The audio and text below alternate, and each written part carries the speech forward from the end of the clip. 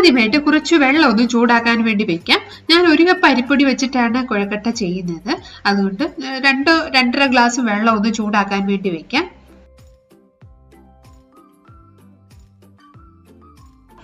വെള്ളം നന്നായിട്ടൊന്ന് ചൂടായ ശേഷം ഗ്യാസ് ഓഫ് ചെയ്യാം.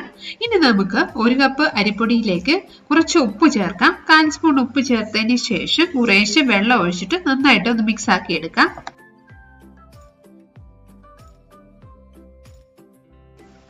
വെള്ളത്തിന് നല്ല ചൂടായത് കാരണം നമ്മൾ തവി വെച്ചിട്ട് മിക്സ് ആക്കുവാണ്.